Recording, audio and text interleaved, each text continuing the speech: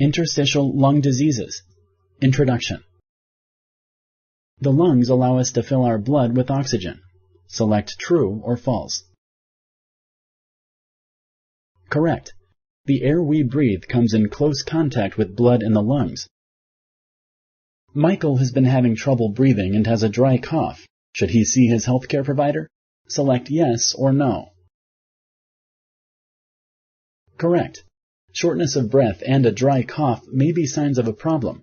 Michael should see his healthcare provider. The cause of interstitial lung disease is not always known. Select true or false. Correct. Interstitial lung disease can be caused by inhaling toxic materials, having some autoimmune diseases, and taking certain medications, but the cause is not always known. Pulmonary rehabilitation uses exercise to help ease the symptoms of ILD. Select true or false. Correct. Pulmonary rehabilitation uses exercise, breathing techniques, and psychological and nutritional counseling to help ease the symptoms of ILD. Thank you for using Explain.